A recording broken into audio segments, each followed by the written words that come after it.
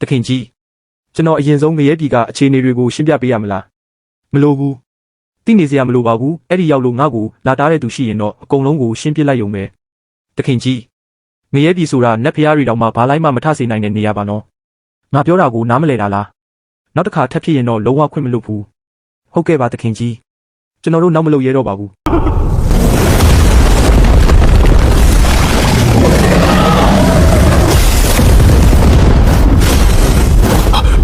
ငါ့ကိုကျေးဇူးတင်စရာမလိုဘူးတကယ်ဆိုငါကပဲမင်းတို့ကိုကျေးဇူးတင်ရမှာပါပြီးတော့ချင်းဟန်ရဲ့ကြင်ကြံခြင်းကိုလမ်းညွှန်ပေးဖို့မင်းတို့ကိုအကူအညီတောင်းချင်တယ်မခက်ခဲပါဘူး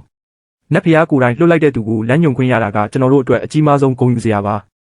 အရန်အားနာမနေပါနဲ့နတ်ဖျားလို့ခေါ်တာကနားထဲမှာတမျိုးကြီးပဲကန့်သက်ချက်တွေမထားပါနဲ့ငါ့ကိုစီနီယာလို့ပဲခေါ်ပါစီနီယာကြင်ကြံတဲ့နေရာမှာအရင်မြစ်တွေမရှိလို့မဖြစ်ဘူး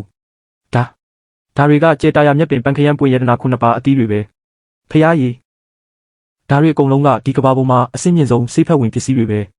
ဒီပစ္စည်းတွေကိုမင်းတို့ကြင်ကြံတဲ့နေရာမှာစိတ်ကြိုက်သုံးလို့ရတယ်ဒါတွေကချင်းဟန်တယောက်တည်းအတွက်မဟုတ်ဘူးတခင်ကြီးကျွန်တော်ကိုလည်းသူတို့ကိုလမ်းညွှန်ခွင့်ပေးပါဦးကျွန်တော်ရဲ့အဆင့်ကပုံမြင့်တဲ့အပြင်ရှေးခေတ်တုန်းကလည်းတပည့်တွေအများကြီးကိုလမ်းညွှန်ခဲ့ပူပါတယ်အတွေ့အကြုံလည်းအများများပါတယ်မင်းကတပည့်မွေးချင်တာလားဒါမှမဟုတ်သူတို့ကိုအာဟာရဖြစ်ဆုပ်ယူချင်တာလားမင်းကတော့မဖြစ်ဘူးရုပ်ကလည်းအရန်ဆိုးတော့ချင်းဟန်ကိုမချောက်လန့်ပါနဲ့မင်းတို့အရင်ပြန်နေကြပါငါကတော့ဒီနွားကောင်းမြင်းကောင်းတွေနဲ့တူငရဲပြည်ကိုတွားလိုက်အောင်မယ်